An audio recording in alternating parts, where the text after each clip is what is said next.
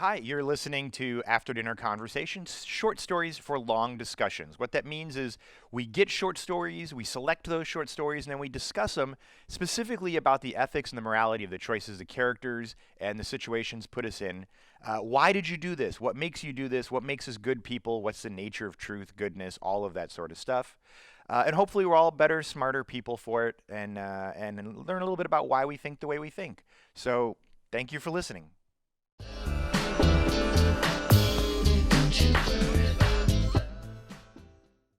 Hi, and welcome back once again to After Dinner Conversation, short stories for long discussions. I am your co-host Colby, here with... Hi, I'm Ashley. And laughing at the other end of this distance version is... Hi, I'm Jeremy. And I'm Sarah. Okay, thank you guys. And we are doing Idle Horns by Garrett Davis. And for off chance that we actually have a video that we can use on YouTube, although we're having some internet issues... there's our background. It's like a demon thing. I had to look up sad demon to find it. There we go, sad demon.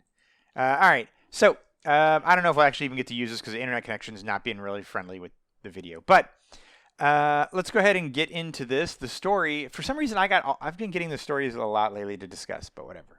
Idle Horns, not complicated, but really clever, I thought. Again. Do you want me to talk about it? Sure, go ahead. So, Idle Horns, there is this demon who basically works in hell, and his whole thing is to do every day is to punish people who have ended up in hell for doing something wrong. All of a sudden one day, he's like, I've been punishing this guy for a while. I'm going to just ask what he did. So he asks the guy, and the guy's like, I stole a bike. He's like, how many bikes? He's like, 12. And he's like, and you're down here being tortured for like 4,000 years because you stole 12 bikes? So basically he is like, this doesn't make any sense to me. So he's like, I'm leaving. So he climbs up and he hangs out in a grass field for a while, just trying to escape because he feels like it's so unethical to torture someone for eternity in hell for stealing bicycles 12 times. And finally, Hermes comes and is like, yo, dude, you've been missing. We got to return you back. You're in big trouble. We gotta have you go talk to Satan. So he gets kicked all the way back down to the lowest level of hell to meet Satan. And him himself, for having broken the rule, is now going to be punished for eternity for not doing his job. There you go. That's a really, that's very succinct. It's good. Yeah, we'll talk about more as we talk. Yeah. All right. I just liked that it was about bicycles. I thought it was cool there were bicycles in it because I've had bikes stolen, and sometimes I've thought to myself, if I could punish this person to eternity in hell for stealing my bike, I would. Yeah. I'm pretty sure I've heard you say that, actually. And not just you, but, several people who have gone to ASU been like, bike thieves, man, they belong in hell. Yeah, no, they're right next to people who talk during the movie.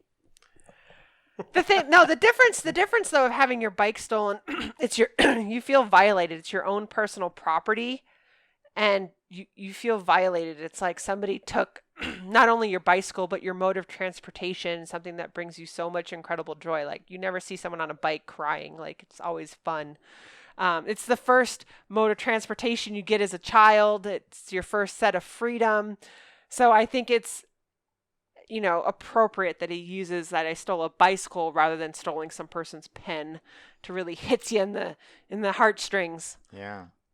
It's like the right balance. Like if it was murder, you'd be like, well, yeah, no, I could see an eternity in hell for murder. And if it was a pen, you'd be like, oh, no, that's just stupid. But bikes, you're like, I'm on the fence.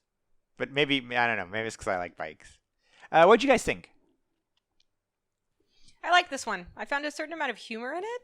Yeah, it's like not often we get humor okay. in our stories. I agree. Well, I found humor in it too. The demon guy's name is Bub. Like, that's just, I mean, you kind of feel for the guy.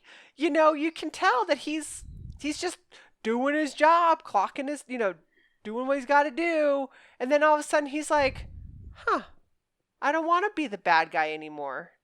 And it was like, oh, okay. But now you're also going to get punished. Yeah. There's a certain amount of like office space where he like they take the printer out and smash it to bits. Yeah. Yeah. He's just done. Like, this is a giant bureaucracy and I'm out. And so he just like starts climbing a wall. He climbs to limbo. Forever. Yeah.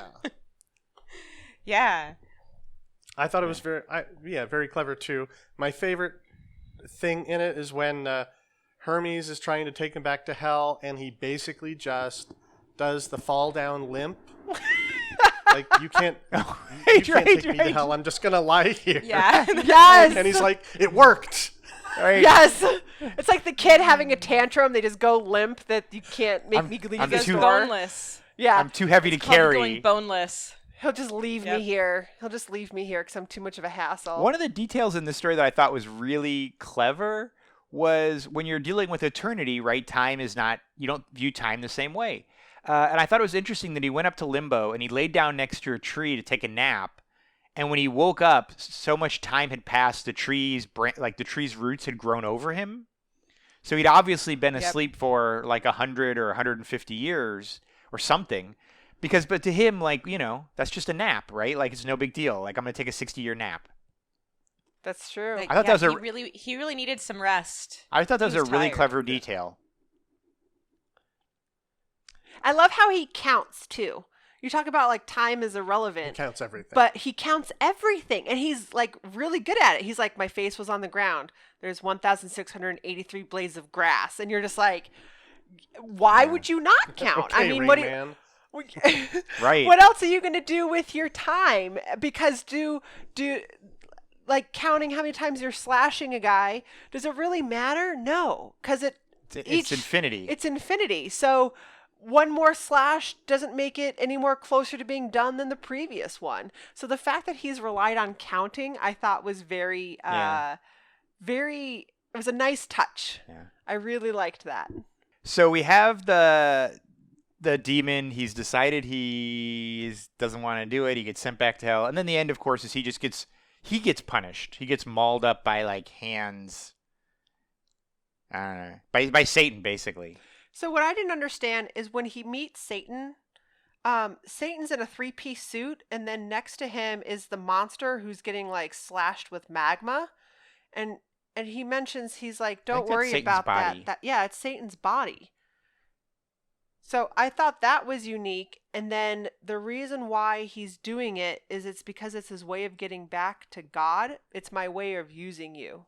I thought that was just like, I thought it was a clever twist. It was yeah. Yeah.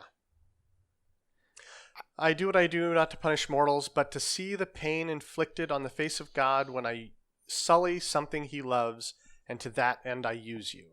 Yeah.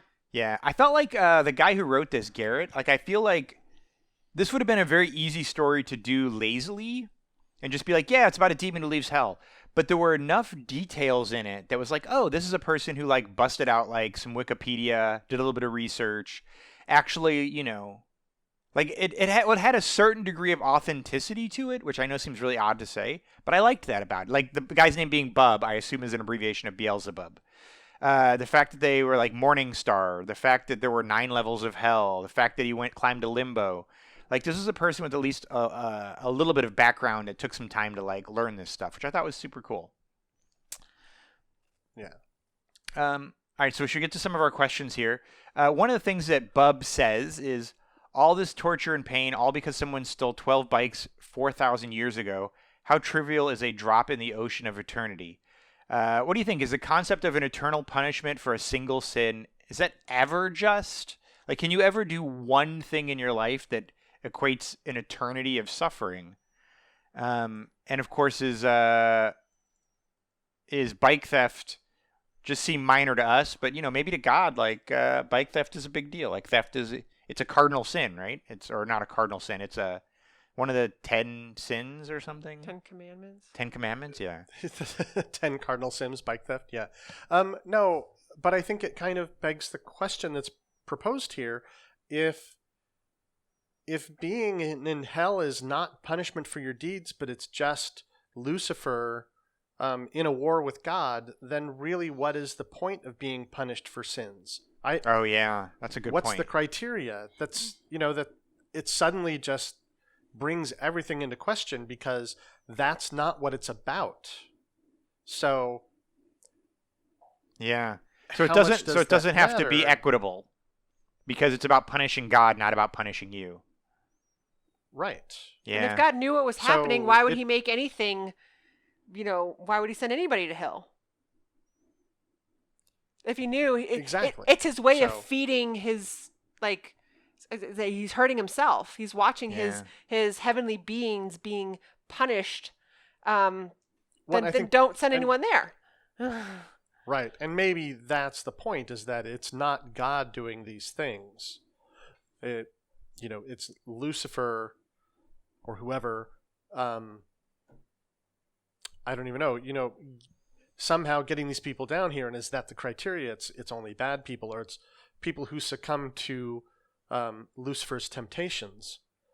That's Yeah. what lets him bring you to hell. So I don't know. It makes me ask a lot of questions about, what is really going on here and what is the point of this. Yeah. It made me wonder, do the people I that don't go know, to it's hell are the people that don't believe in God? And so in that sense, they don't care if God is upset that his people are being tortured or used for Lucifer's game. Well, in clearly it that does. sense.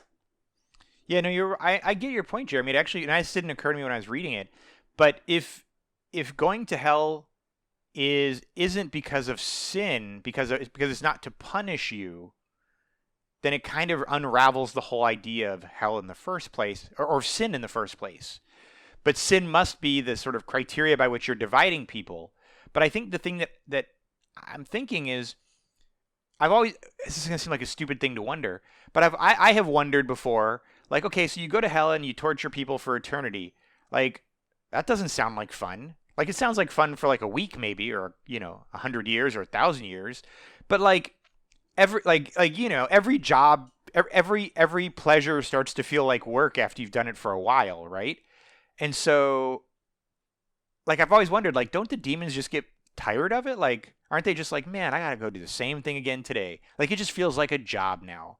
And so I think the thing that this story does is it explains why it is still fun for Satan, is not because he's punishing people, because that's gotten boring after a while, but because he's punishing God, which never gets boring. Like, punishing Okay, your that's ex a never valid gets point. punishing your ex never gets Yeah. boring, right? Only going to work. Maybe because he hasn't gotten the response from God back yet. Yeah, He's maybe. trying to do revenge until he pokes the bear until he gets a reaction. He just hasn't Yeah. gotten the reaction from God he wants back yet. Yeah. And who knows what that reaction is that he wants, but So, yeah, to go to our question, I assume we all think that an eternity, or maybe we don't, but I'm assuming that we all think an eternity of punishment for an individual sin is sort of an unjust balance, or not. They're like, okay, Sarah, I'll ask you. That's why. Are there individual things you could do that could ever justify an eternity of punishment? Or is that always a sort of unfair punishment for any single act?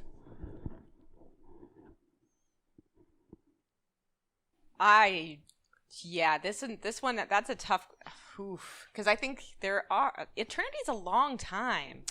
I think there are things though. It's like more than 4. Genocide. Yeah, there are things. I don't know if bike theft really amounts to that list, but there are things for sure. Yeah. That you think constitute an eternity of punishment? Sure. Okay. Jeremy? I don't think I'm willing to And that- grant anybody clemency at a certain point and be like, all right, your time is up. Right. And that's why I think the whole concept of hell as a punishment is has some serious design flaws as a dogma. Sure. So because it's a very extreme punishment for any little sin. So, it's, I don't know, trying to swat a fly with a bazooka.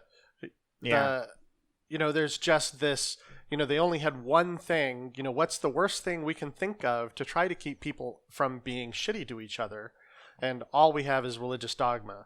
let's invent something that's an eternity of torment. Yeah. Maybe in the Middle Ages, it was hard to tell somebody, like, look, if you do something bad, you're going to go to hell for 37 years or whatever, right? Like, it's just easier to say eternity. Yeah, I think the Middle Ages was pretty, I mean, so that's it's an interesting time because the concept of religion was being used to keep people doing a specific thing, right? Sure. They didn't know anything else or have any choice to even learn that there was anything other than this reality that was given to them from the time they were very, very young. And so if you do what your feudal lord tells you to, and you're very good at staying in line and not raising a ruckus and just kind of doing what you're told, then you will be given this eternal reward because your life here is terrible. Yeah. But there's no need for you to try to get out of that situation because when you die, there's this promise of eternal reward. So if you're good while you're alive. End of that, Right. Yeah, on the other end of that is if you're not good, eternal punishment. Yeah. So it's kind of like this black and white sort of like. Right. Ashley, what did you think? Are you Total okay with the opposite. eternal punishment for anything? Any So- individual act? So I wonder if they made it kind of a blank statement because they don't want people just even dipping their toe in doing something wrong.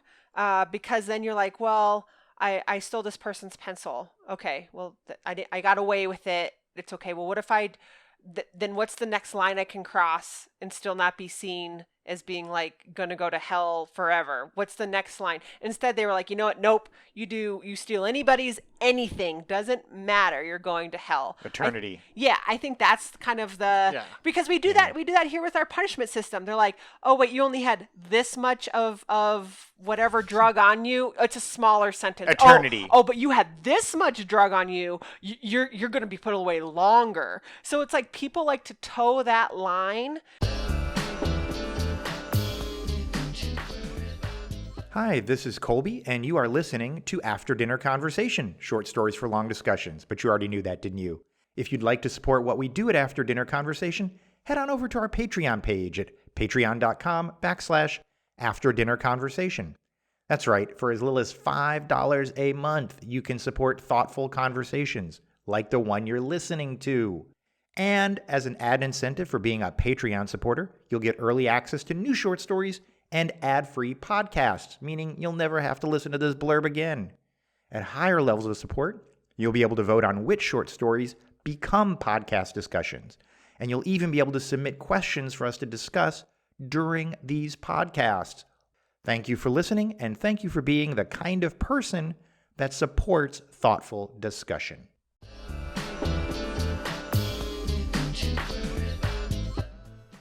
You're going to be put away longer. So it's like people like to toe that line.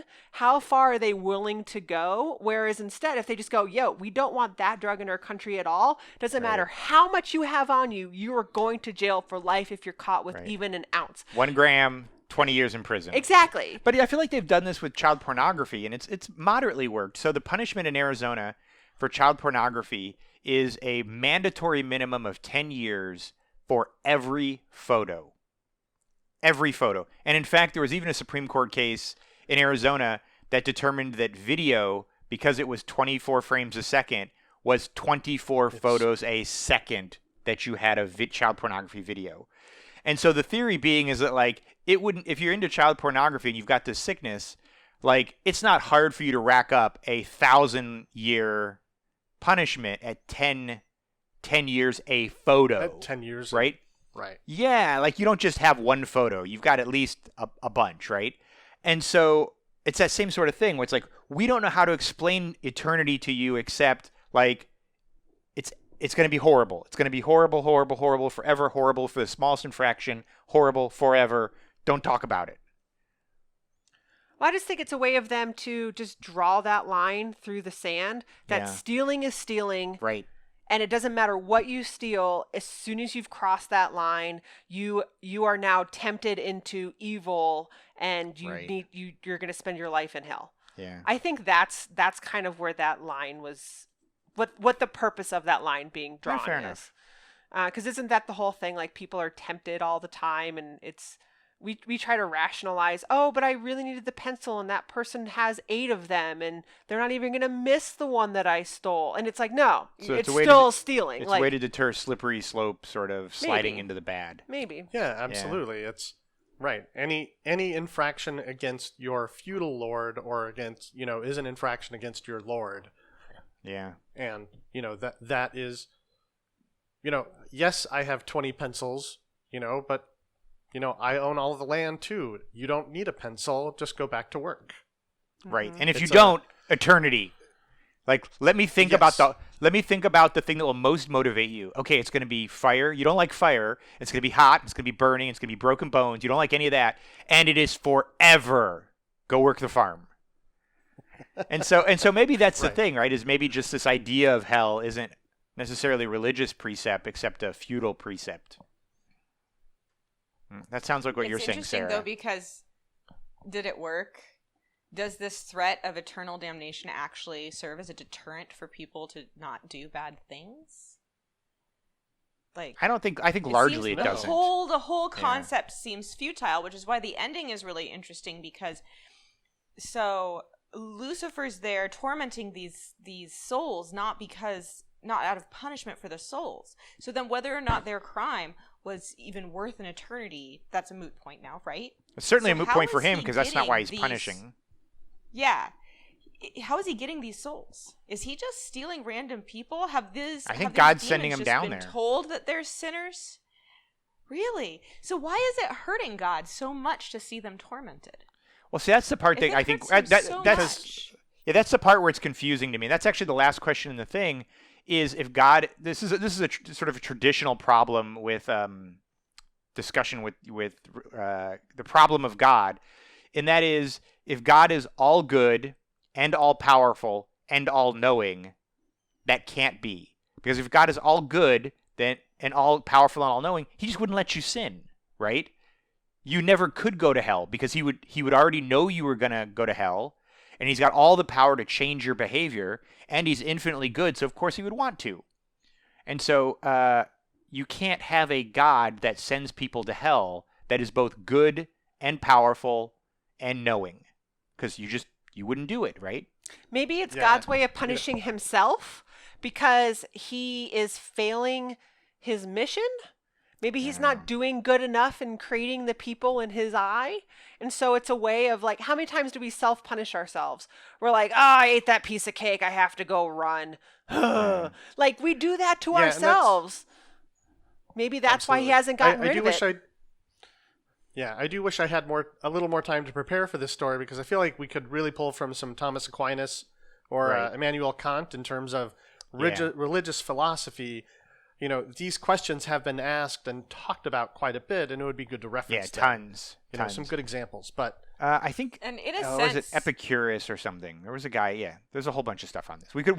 This is a whole philosophy train of thought for sure. Sarah. in a sense, Bub's like apathy and just like, so done. It feels familiar in like, It does. all of this is just such tired argument and I just can't do this anymore. And is it Yeah. really worth it to punish people for stealing bikes? And I think Like, that's where the humor in it comes from, I could right? just really feel for him. Yeah. I could Well, just that really, makes me like, that made me wonder, how did Bub get assigned this job? Was he originally on Earth and then sent to hell, and then his punishment was to punish other I people? don't know. He's just born a Like, demon. Has he finally reached enlightenment to been like, this isn't the way? Yeah. Like, I feel like this is a Okay. story that would be a really good like starter story for like an intro to philosophy class. Like, let's read this. Now let me point you to whether it's, Kant or somebody else and be like, let me tell you the thing that this demon is unknowingly bringing up that actually has a rich tradition in philosophy. right. And there's an interesting parallel to the story we read last week, where it's suddenly the demon, as in the human last week, is suddenly starting to question his situation and is punished by his master. Oh interesting. yeah. That's a good point. mhm. But yeah, you have to stick to the party line, so to speak. And then as for you mentioned earlier, does having this, overbearing thought of hell in the back of your mind really set people to stay the straight and narrow. Yeah. I think there are some people that are really Motivated. death afraid, like really afraid and motivated just by the thought of this hell in their mind. It keeps them from doing bad things. I think there are people that really are afraid. But do they commit crimes or do bad things against other people who don't see things the same way they do? Right, or do Like- they only not commit yeah. crimes that are specifically talked about in their religion? Exactly. It's Yeah. okay to be racist because my particular religion says these people suck. Well, Yep. this is the inherent My problem. religion says these. Yeah. This is Yeah. the inherent problem I find in a lot of the religious. I have no problem with religious. I do have a problem with religious dogma, in that you're no longer arguing over what's ethical. You're arguing over what something says and what it means, and so you're not arguing some universal. You're arguing a document, and of course, all documents are imperfectly written. And Are so a flawed. person, Yeah. and so especially given how thick the Bible is and how it was written in all these different time periods and by all these different authors, like it gives people the ability to pick and choose and sort of, say, well, Right, it's decide just an, what they want to. yeah, Yeah. and analogize stories, and so you're arguing about a paper as opposed to arguing about a concept, right? Well, I'd the like to actual ethics that Yeah. you should be discussing. Right. So my second issue with this whole concept of like a hell and eternity is then why do we have the cop out? Oh, just go do 10 Hail Marys. Just go confess silly. your sins. There are these avenues to be quote unquote redeemed, basically wash away your sins. So it's like, so then why even draw that line in the sand if you're able to like get that part erased and kind of like gain back part of yourself? I think I know what Because Sarah's about to if it's say. a hard stop, then it doesn't matter. There shouldn't be a way to like redeem yourself for that. Sarah, you're about Well, to tell us about that's a really money. that's a specific religion. Yeah, no, I'm just using that as and- an example that there's But in that religion, there's unforgivable sins for sure. And then they also allowed the purchase of indulgences, right? So we're talking about That's right, privilege where only certain people are able to get themselves out of this situation. And there's also like, It's a revenue stream. that's only available to members of that particular club. You can't not be a Catholic, go to confession, and get forgiveness for your sins. You have to have had all of the sacraments in order to Yeah. get in your reward at the end. And there's even like, there's disagreement within that. I'm using club, but I think you get my analogy. Like, there's disagreements within that club about which things are the things that you actually need to be able to achieve your eternal salvation. Yeah. So So there is no hard stop anywhere. yeah. There's all kinds of gray areas within these different religions, these different dogmas and stuff like that. It's all kinds of different So let me tell you rules the and one loopholes. the Yeah. one part of the story that the one thing where I was like, why didn't this happen in the story? Because I was super excited about it and it just didn't happen. Is I felt like Bub should have been saved by God at the end. Like I feel like, and I don't. Maybe it would have made for a worse story, but it just would have made me feel happy inside. Because I feel like he did the one thing that you're supposed to do to go to heaven, and that is like question if what you're doing is right. Right? And as soon as you've made that tiny step, like that's a tiny step that he made, like just, hey, I don't know if I should do this. Like I'm tired of hurting people, but I feel like that's He literally right. he literally said, "Not today, Satan." Right. I feel like it would have been really cool. No, it wouldn't have. It would have made for not as good of a story. Excellent. But I was just hoping for God to be like, you are the first demon to ever go to heaven, and you're gonna stick out like a sore thumb, but you made it. Like, I don't know. That was my only thought. I don't know if the demon was actually ever questioning the ethics of what he was doing. I think he was more questioning the usefulness. Actually, yes. Maybe just I bored. think there might be a distinction there. Yeah, like he's like, what What are we doing here? yeah. Yeah. This although is I did. pointless Although and I unfair. thought it was hysterical that they were all excited because it was Pitchfork Day. Like Yeah, that there was a was certain there was a I certain found- day of the week that was the pitchfork day for punishing. But it only comes around once every 4,000 years. Right. Like, that's the length of a week Yeah. for these guys. I thought it was really interesting at the very beginning that it was specifically pointed out that the thief was strapped into an office chair with poor lumbar support. Yes. It's really Of the course. details in this story that make it. Yeah. Yeah, I agree. I loved the story. This was actually our runner-up for our last writing competition, and it could have been the winner very easily. Human Contact was the winner, but this could very easily have been the winner. It was a wonderful story. Doesn't he totally like go stargazed over when Hermes comes to see him? He's like, I know you. You're like a celebrity. Right. He's like, look at you. You have like your Right. snakes He's on all your starstruck. pitchfork. Yeah. Yeah, like they sent a famous guy to find me. Yeah. All right. Anything else? I feel like this is a story that doesn't have a lot of ethical questions. It was just a wonderful story.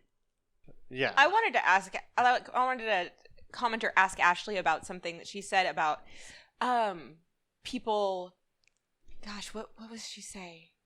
There was the hard line between black and white, and I was thinking about the people who have that hard line. They get a joy from watching the downfall of other people. They get some sort of glee out of saying all of the sinners will be eternally tormented and we won't. But there's some sort of glee behind the thought of seeing all of these people tortured for all eternity. Is that worse than stealing a bike? That's my question. That. What's worse? Oh man. Wanting to see sorry. I saw No, that. that's true. It's you're getting Explain. pleasure out of watching somebody else be tormented, and in a way, you are Should be a sin in itself. almost like that is real tough because that's It's in a lot of ways Yeah. that's the sin of pride right there. You know, it's very Yeah. a lot of pride for being superior to other people. Yeah. yeah. Yeah. So I just wanted to toss that out there because it Yeah. occurred to me when Ashley said that, and I was like, "Hey, isn't it worse to be like, you're gonna burn for eternity, and I think that's awesome." Like, maybe Oh, that's man. not such a great person then. Maybe Agreed, part of it though agreed. just might be that self-validation that what I'm doing is right because I resisted temptation of unlike that person, so I am better than them. There's that internal like I'm better than you. I'm on the right path because I'm stronger than them. There's all these weird ways of elevating yourself when in actuality you're not any better than anybody else, you know. Yeah. Yeah. It's just a way to make yourself feel better Yeah. by feeling better than someone Yeah. else. Yeah. Yeah. All right. Yeah. We all That's feel good the point. same apathy as Bub does. I think everyone does at some point. Like everyone's been in some job where they're like, I'm just torturing people. Pretty much everyone on call, pretty much everyone who does tech In support. a call center. Everyone in a call center does tech support. It's like So- I'm just torturing them. So kind of speaking on that same line, we were watching a show on Netflix yesterday about the world's toughest prisons, and there's this one in Germany that they do. Not only is it not like any normal prison, they do like rehabilitation, You have to go to therapy like sessions. actual therapy sessions. And so, what was I trying to get along this? There are these people that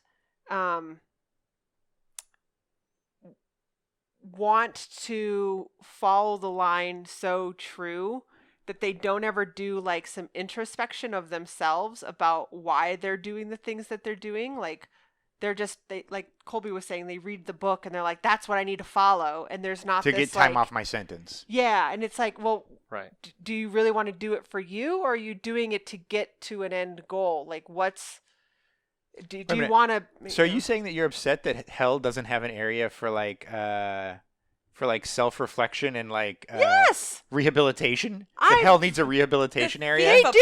apologizes at the very beginning of the story. Yeah. Like, he's like, I'm real sorry yes. about Um, those bikes. I do remember somebody saying that what prisons should do is all the inmates should, and it's all mandatory, they have to do yoga, they have to Yeah. eat vegetarian or vegan, they have to take ethics classes, and that this is the perfect thing because conservatives would think this is torture and liberals would think this is rehab. So, right? That's an excellent point. Well, actually, one of the things about this show, there's this one guy who's literally like, I'm going through the program because it gets me an extra year off my sentence. When in actuality, during one of the sessions, it's not just sitting down with a social worker. You're surrounded by other murderers and thieves, and they're even they basically put him in the hot seat. They question why he did certain things, or they gave him different perspective to think about.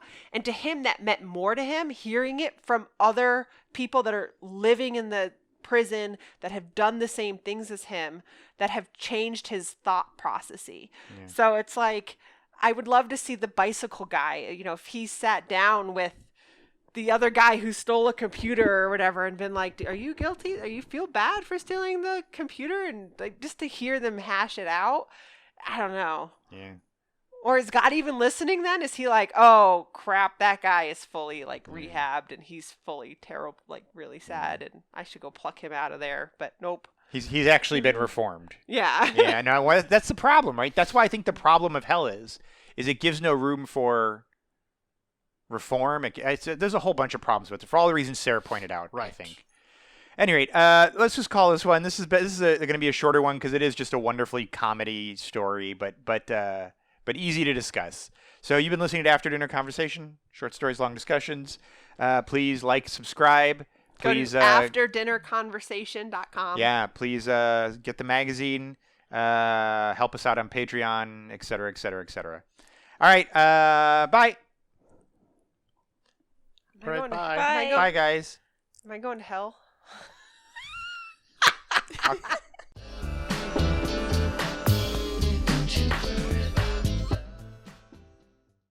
If you've enjoyed listening to this, please like and subscribe. It helps us out a ton. The vast majority of people haven't liked and subscribed, which means maybe it shows up in your algorithm, maybe it doesn't. So don't leave that to chance. Just go ahead and hit that button, and we'd sure appreciate that. And that way we can keep doing what we're doing, and you're not left to the whims of some algorithm. Thanks.